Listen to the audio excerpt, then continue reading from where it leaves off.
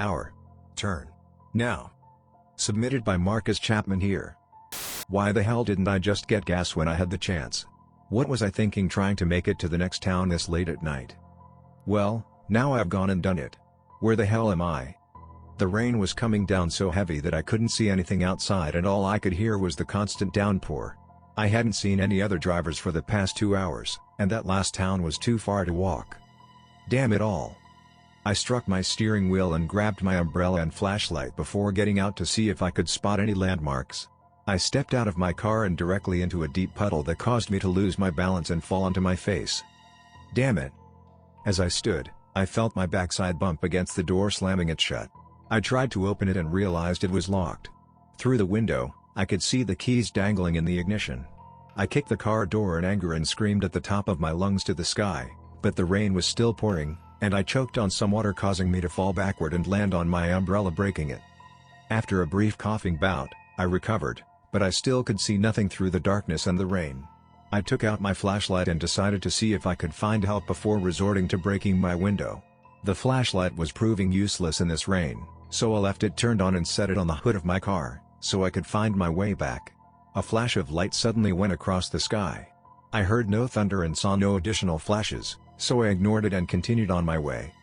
After walking for a few minutes, I saw a light in the distance ahead of me. Had I turned around somehow? I looked behind me and saw the flashlight I left on the hood now far behind me. I turned back to the new source of light and started to hasten my pace so I could get help out of this rain until morning. As I grew closer to the new source of light, I began to slow down until I eventually stopped. It looked exactly like my car, but it was under a street light, which by itself was strange because it was the only street light I'd seen for hours now and the only one around. I focused my vision and saw there was even a flashlight on the hood. What were the chances? Where was the owner? Were they stranded too? No sooner had the thought entered my mind that I saw someone get out of the driver's seat and take the flashlight from the hood. "Hey! Hey, over here!" I had yelled because I didn't think they could hear me over the deafening rain. The person lifted their arm in acknowledgement and began to walk toward me. Suddenly my heart began pounding, and I felt fear begin to creep up in me. I took a step back, and the person stopped. I could not see them clearly at all.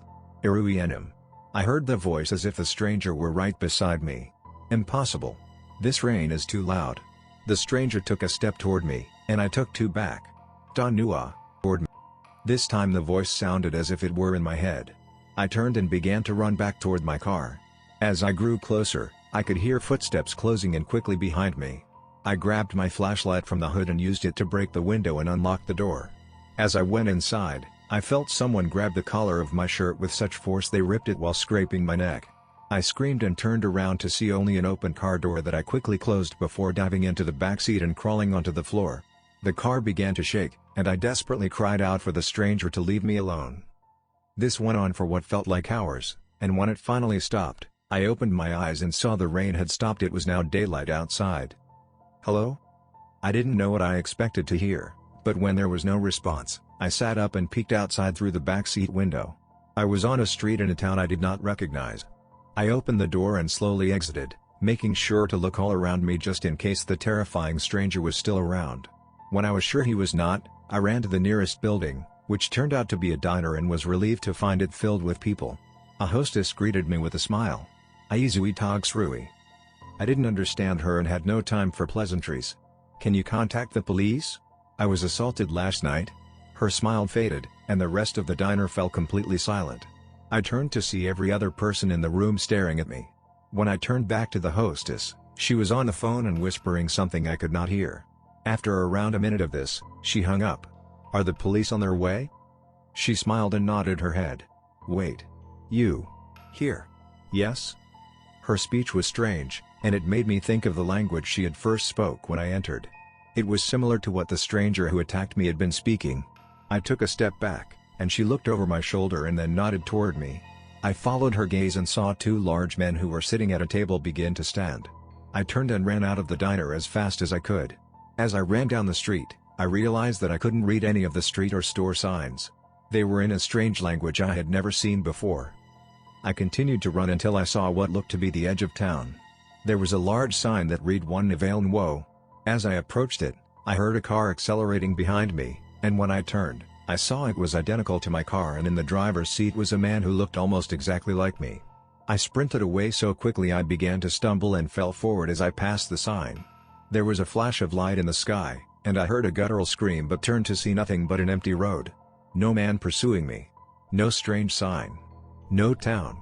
I stood and began to walk down the road in the opposite direction of where the town had been. I don't know how much time had passed before a passerby stopped along the side of the road and asked if I was okay. Hearing someone speaking in a language I clearly understood caused me to stop walking and fall to my knees, crying uncontrollably. I don't remember the trip to the hospital, but I was so grateful to be resting somewhere safe.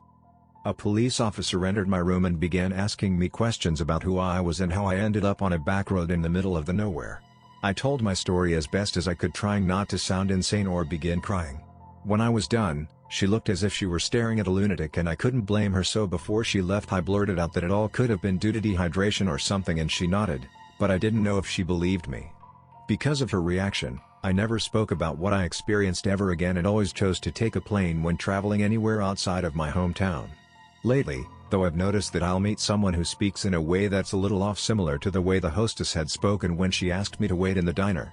I would only run into one every few months or so, but now it seems to happen every other day.